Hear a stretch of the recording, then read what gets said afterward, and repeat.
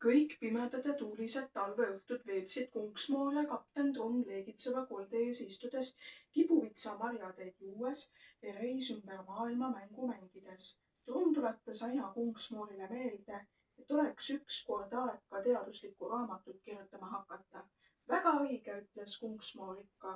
Kohe homme hommikul hakkame peale. Sellest tuleb tähelepanuväärne raamat. Igal uuel hommikul selgus aga, kui palju õiendusi on veel vaja ära õiendada, enne kui kirjatöö taha võib istuda. Nende õiendustega jõudis õhtu kiiresti kätte. Talvepäev on ju lühike. Õhtul, kui Trumm jälle raamatut meelde tuletas, ütles Kunksmoor tavaliselt väga õige ja tõstis lauale teetassid ning reis ümber maailma mängu. Kunksmoor läks mängides alati hirmsasti hoogu. Ta tahtis väga võita, seepärast juhtus sageli, et Trumm täringuga paljalt kahtesid veeretas. Kunksmooril tuli aga 6 kuue järel. Ühel õhtul istusid nad jälle reis ümber maailma mängu taga. Väljas paukus pakane. Oli selge kuuvalge ilm. Kapten ei olnud mängu algusest saadik veel täringut oma kätte saanud. Ta nupudki olid veel lauale panemata. Kunksmoori nupud olid aga peaaegu kõik juba ümber maailma reisi ära teinud. Parajasti siis, kui Kunksmoor viimast korda täringuga kuud hakkas veeretama, kübistas keegi akna taga. Kunksmoor tõstis pilgu aknale ega pannud mängu õieti tähele. Sedaviisi tuli seekord 3. Kunksmoor pahandas küll, aga polnud parata. Ta sai ainult 3 korda nupuga käia. Siis tõusis ta kärsitud püsti, läks akna juurde ja vaatas välja. Väljas kõsitas külmast turissuline kajakas. Tule ometi sooja, mu kullake, ütles Kunksmoor kajakale ja tõstis ta tuppa. Sa ajasid mu mängu sassi. Viimaks ometi oli nüüd täring Trummi käes. Trumm loksutas seda tükk aega pihkude vahel ja heitis siis lauale. Täring veeres ja veeres.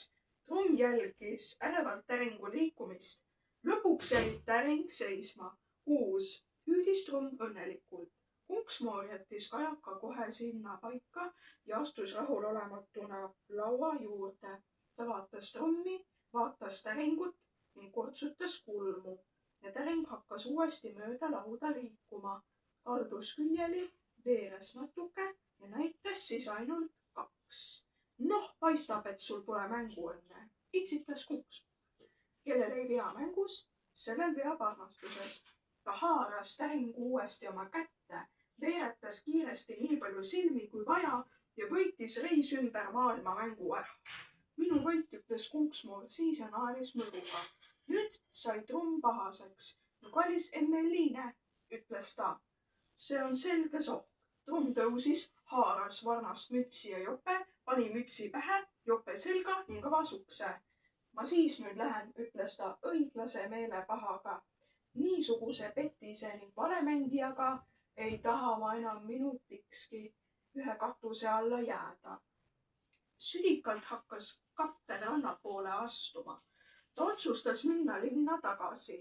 Lõpuks ootas teda seal ju tema oma suur ning mugav maja. Kummatigi ei jõudnud ta kuigi kaugele, kui tal süda valutama hakkas. Kahju oli kallist Kunksmoorist lahkuda. Vanainimene ei tohi ikka nii torm olla, mõtles ta. Kas mul siis raske on oma Emmeliinele pisikest võitu lubada, kui see talle nii suurt rõõmu teeb? Trumm pööras otsa ümber ja hakkas tuldud teed tagasi minema.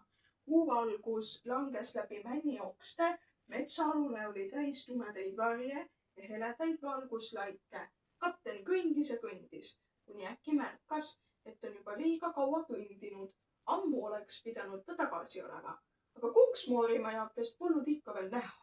Polnud näha ühtegi valguskiirt peale külma kuupaiste. Trumm kiirustas sammu, et jõuda koju enne, kui Kunksmoor magama heidab. Trummil oli külm ja jaladki hakkasid juba väsima, aga kodu ei paistnud ega paistnud. Nüüd sai Trumm aru, et on metsa ära eksinud. See ei teinud talle kui endisele laevakaptenile siiski erilist muret.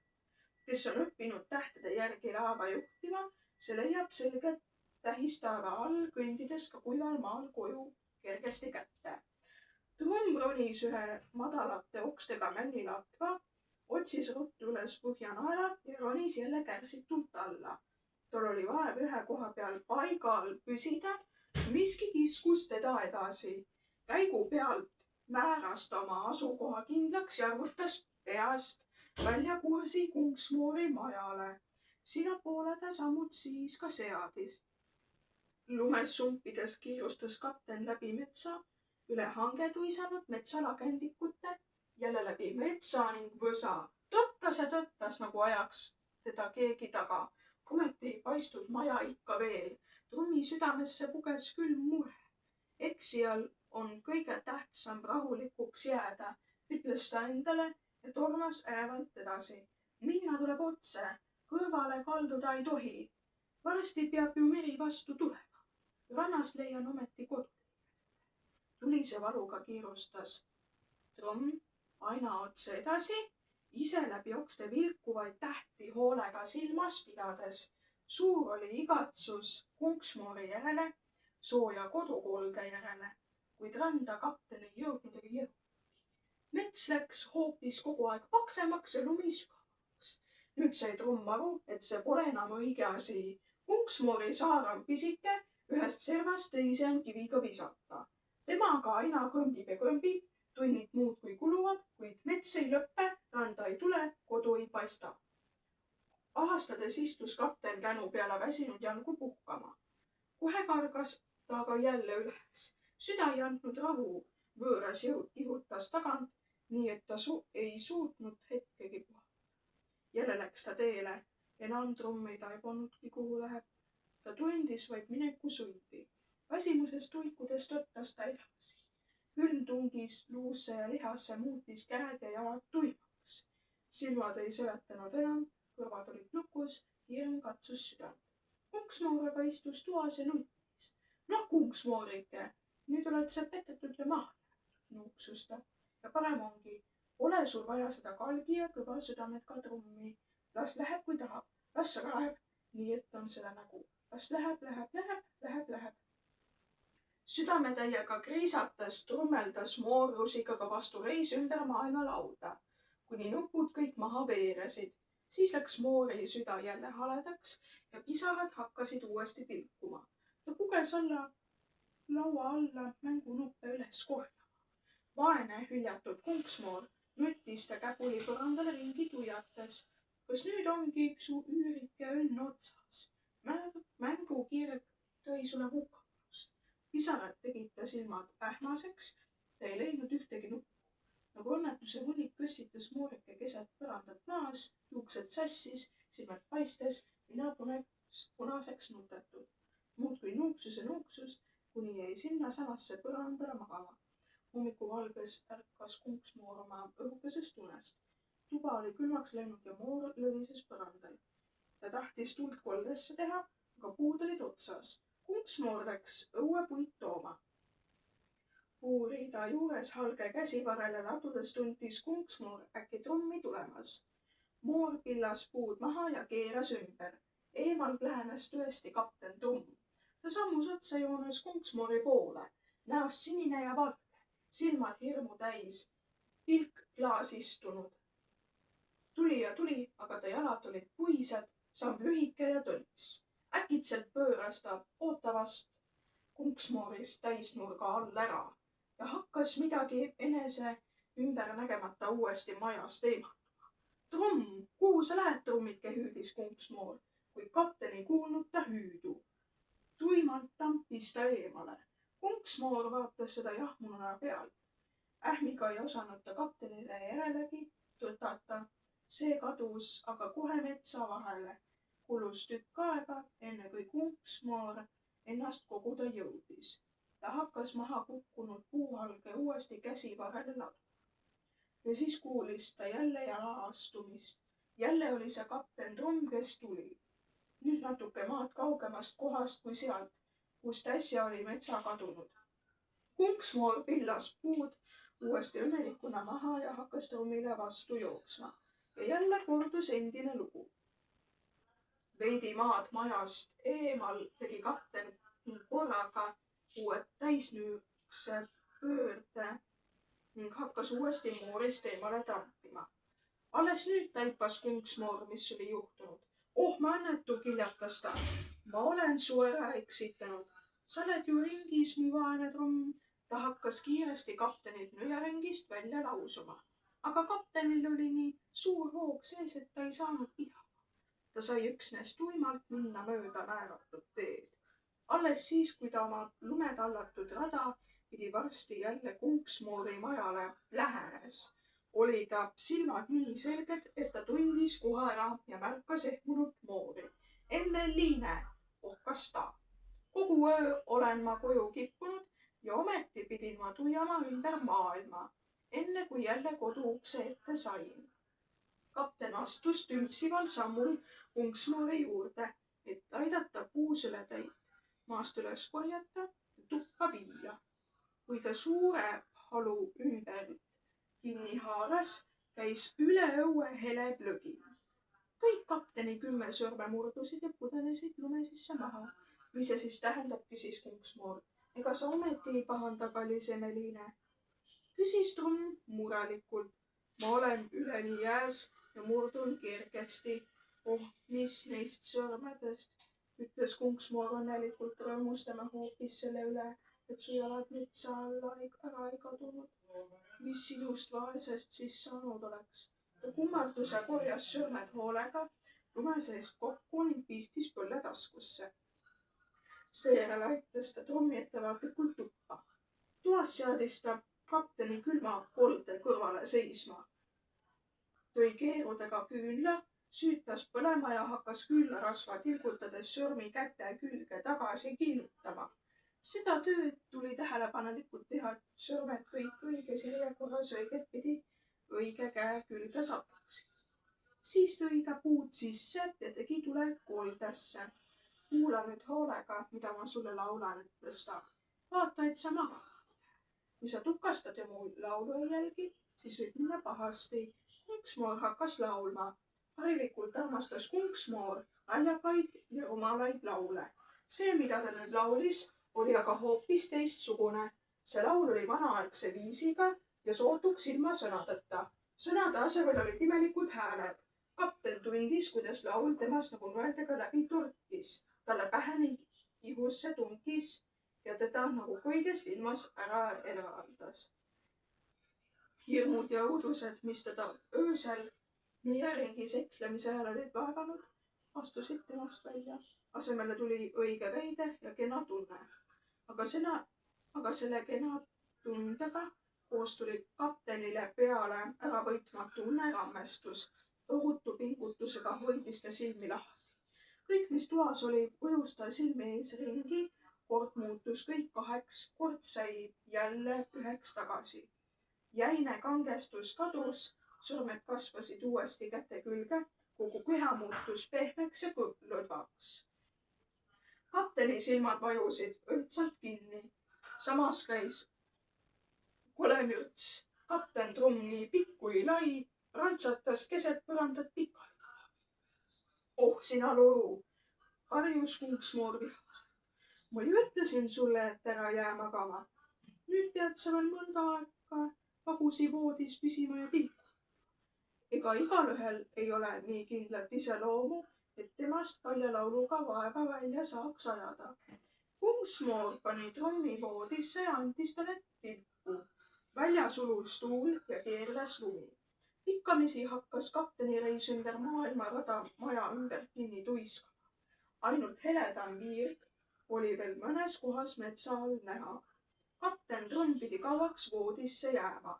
Enam nad reis ümber maailma mängu ei mänginud. Ja kui nüüd kapten nii palju kosus, et jaksas voodis patjadel lesides juba Kunksmoorile öelda, et oleks ehk aeg ka raamatu kirjutamist alustada, siis Kunksmoor enam vabandusi ei otsinud. Ta keetis hoopis kuldselt ja rohekalt helkivat tinti, otsis riiulilt nõelte ja niitide vahelt sule ja tõestis lauale pahmaka paberit. Laud sai korra pealt segi kui seapesa. Noh, ütles Kunksmoor ja asetas enda ette esimese puhta paberilehe. Ma hakkan nüüd siis raamatut kirjutama, aga seda ma ütlen, et sellest võib tulla rohkem häda kui head. kuidas sa võid niiviisi rääkida, ütles Tromm haavunult. See küll ilus ei ole. Mis häda saaks tulla targast raamatust? Targa raamatu lugemine teeb inimesed targaks ja heast raamatust sünnib ainult head. Ta rääkis hulk aega, et mis kaunis ja muretu elu ootab kõiki, kui Kunksmoori tarkuse raamat kord valmis on. Ta rääkis endale punapalgesse ja silmad hakkasid õnnelikult särama. Kunksmoor vaatas õrnalt, kuidas ta seal kenasti pehme teki all lebas, puhas särk seljas ja nii ilusasti rääkis.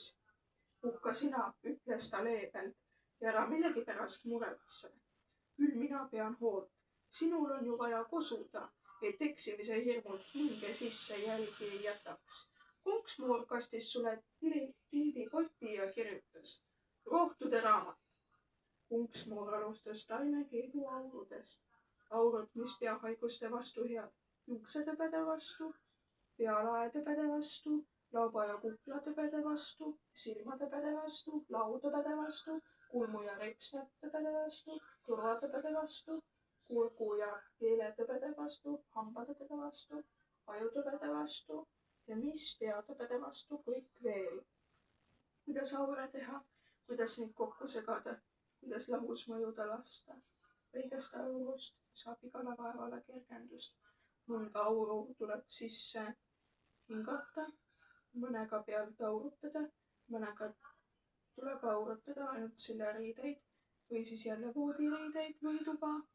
Mõne auruga tuleb õige ettevaatlikult ringi käia, et see mujale ei lööks või meelt ära ei segaks.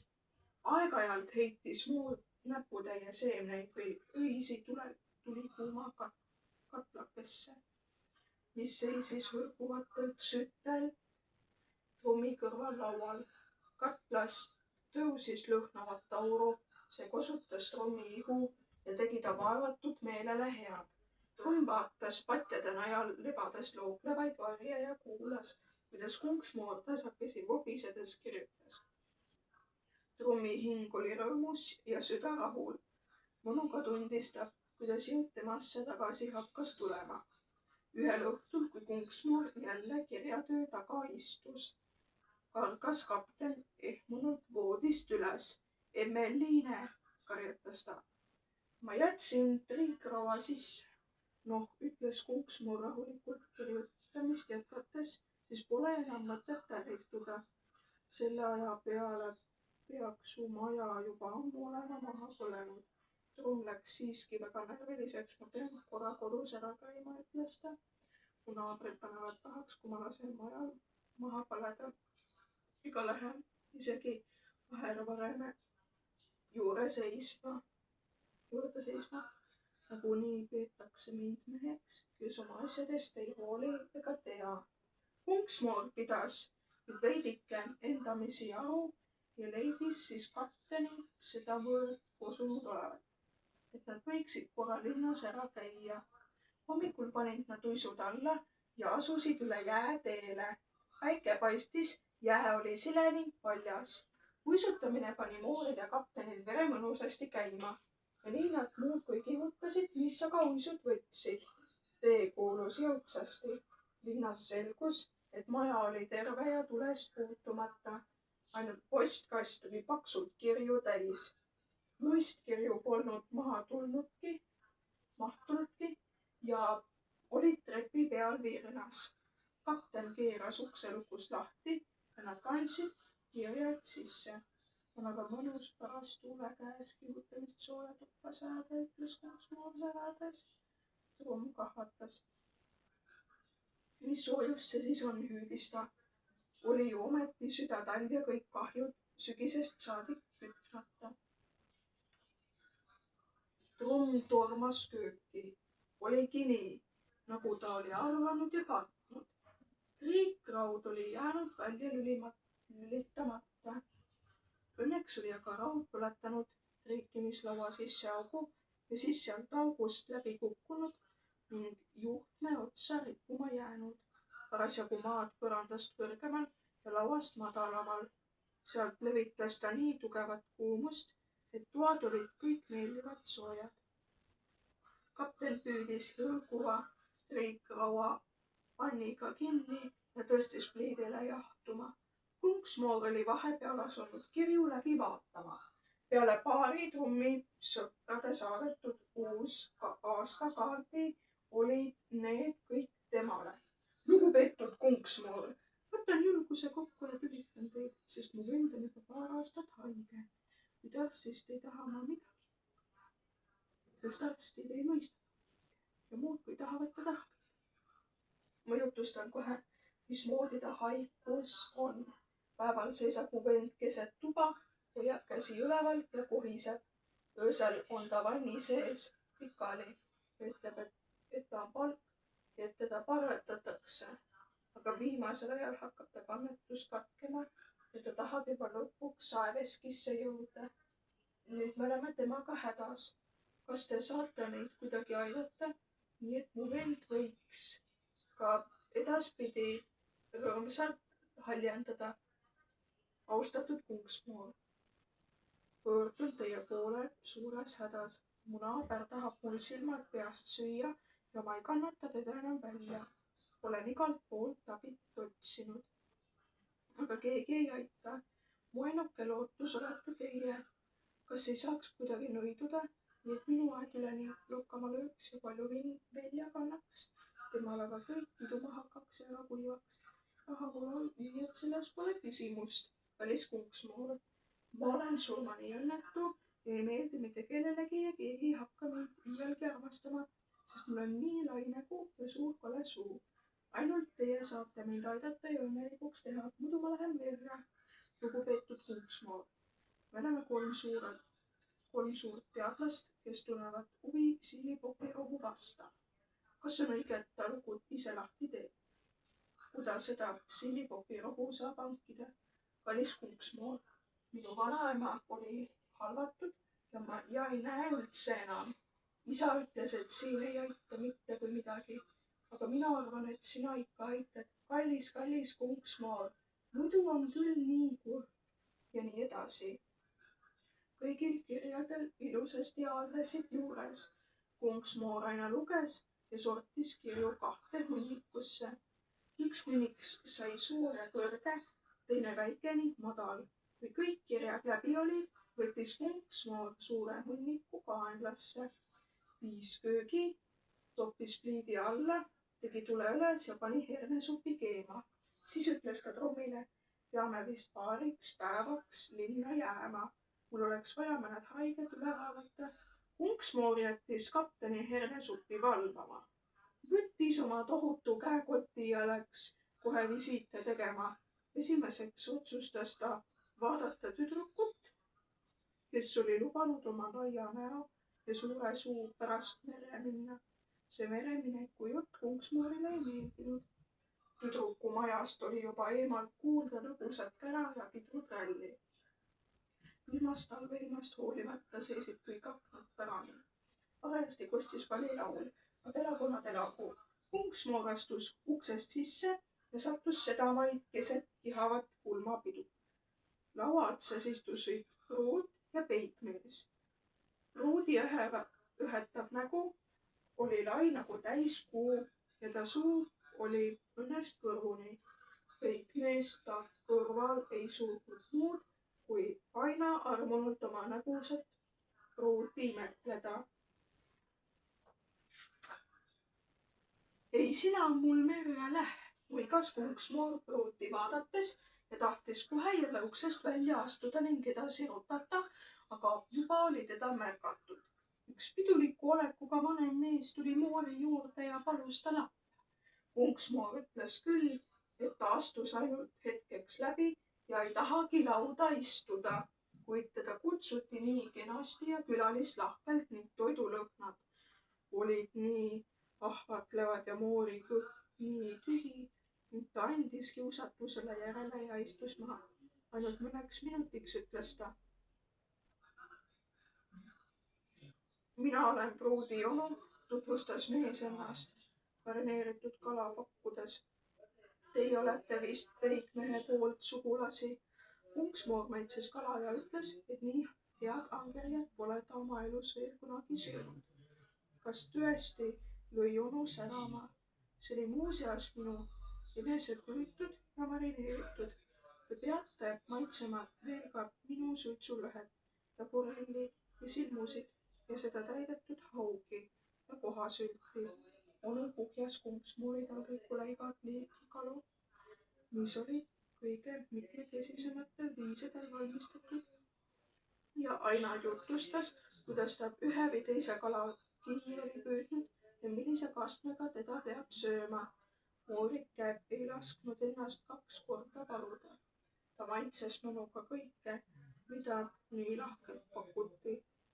Ma näen, et teie olete küll väga hea kalamees ja suurepärane kokk, ütles ta armastusväärselt naeratades. Kas sellest on siis tõesti aru saada, küsis onu vaimustatult. Aga peale olen selle ma veel ka jahimees. Maitskõmeti minu jäneseulaadi ja suitsutatud põdrakeelt ja karupraadi. Kunksmoor kibeles juba külmi minema. Nüüd ei suutnud ka nendest maitsevatest raugadest ära öelda. Onu puputas moori igasuguste pidusöökidega ja kui mooril ka magustatud ja tordid kõik läbi olid proovitud, palus onu ta tangot tantsima. Kunksmoor mõtles küll hädaliste peale, kes teda ootasid, ega trommi peale, kellel hernesupp nüüd vist ammu valmis. Aga juba oli moor toredas pidu tujus ja tangoviis meelitas nii vastupandamatu jõuga, et ta ei raatsinud tantsust loobuda. Ainult selle ühe tantsu mõtles ta, korvi ei kõlbagi ja. Onu osutus oivaliseks tantsijaks. Ta tegi mooriga selliseid nõksakaid pöördeid ja hoogsaid sõmmeid. Mooril käis küll nüüd südamelt läbi ja kõik muu ununes sootumaks meelest. Moor oli tantsul nõtke kui osi ja kerge kui libikas. Tangorütm tuikas tal meelekohtades ja jalus. Kunksmoori jaoks polnud praegu peale tangot mitte midagi olemas. Kui üks viis lõppes, algas kohe teine ja onu ning moor muudkui libisesid üle põranda. Ühel pöördel üle kunksmoori kummardudes silmitses onu äkki teraselt moori ja susistas. Teie nägu on mulle ääretult tuttav ja meenutab midagi täiesti erakordset. Kus me oleme kohtunud, kes teab, kui kaua nad oleksidki veel tantsinud, kui onu poleks seda küsinud. Nüüd aga tuli moorile jälle kõik meelde. Ta märkas ka, et tantsupõrand on tühjaks jäänud, et kogu pulmarahvas seisab ringis ümber nende ja vaatab nende tantsimist pealt. Noh, mõtles kunksmoor kokkunud. Kui ma nüüd ütlen veel, kes ma olen, ei pääse ma sellest pulmast üldse minema. Maailm on ju nii väike, vastas ta onune malbelt. Ikka juhtub ette tuttavaid nägusid. Õigupoolest ei ole ma ka peikmehe sugulane. Järjekordne tangulugu lõppes ja kõik neile vaimustatult plaksutasid. Palus kunksmoor, et õlu saadaks ta välja õlu kätte, sest tal oli kala. Kõdes aga ütles ta, et nüüd peab ta küll kindlasti lahkuma, sest tal seisab ees paar täiesti edasilükkamatut käiku. Onu püüdis moori kõigi tagasi hoida ja kutsus teda isegi järgmisel päeval hundijahile, aga moor ütles, et ei või loomade tapmist veel vaadata ja peab ikka tingimata. Kõvasti jättes võttis kunksmoor oma tohutust käekotist väikese kastikese ja andis onu kätte. Viige see palun pruudile, ütles ta. Kui pruut kasti lahti tegi, tuli sellest välja vanaaegses raamis peegel ja väike kiht. Pruut vaatas peeglisse ja tuutsatas lõpus. Seejärel harutas ta kirja lahti. Sellest seisis kunksmoori. Pruut punastas, toetas kirja laua alla ja vaatas peigmehele häbelikult silma. Ma tahtsin nii väga, et mul oleks hästi kitsas nägu, ütles ta ja laskis peigmehel oma üle õla peeglisse vaadata. Peeglist paistis pruudi näola. pikk ja kune kui kurv. Heldeke hüüdis peigmees. Niisugust pika näoga tüdrukut poleks ma küll ühtelgi peol tantsinud. Nad vaatasid oma kõverpeeglit mõlemalt küljelt, kuni nad naerust kõveras olid. Mitte keegi, kes peeglisse vaatas, ei suutnud tõsiseks jääda. Kolm muutus sellest nii lõbusaks, et teist niisugust ei mäletanud ükski pulmaline. Ometi ei julgenud pruut kellelegi tunnistada, et peegel on Kunksmoori kingitus, sest ta häbenes väga oma rumalat kirja. Väljas oli juba pime. Rõõmsasti oma suure käekotiga vehkides jätkas Kunksmoor tantsiskleval sammul teed. Paar korda pidi ta juhatust küsima, siis oligi või jälle päeval. Küll ma ootasin sind, ütles väike tüdruk. Ma kartsin, et sa ei tulegi. Vanaema magab, aga isa ja ema oli kodunt ära. Tüdruk viis Kunksmoori vanaema tuppa. Vanaema lebas suletud silmil voodis ja hingas vilinal. Ta ei saa ennast liigutada ega näe mitte midagi, ütles tüdruk murelikult. Kas sa teed ta nüüd kohe terveks? Ütles Kunksmoor vanaema silmitseses. Mul ei ole rohtusid kaasas, las ma mõtlen natuke. Kunksmoor istus vanaema kiiptooli, mis akna all seisis, hakkas hoogsalt kiikudes mõtlema.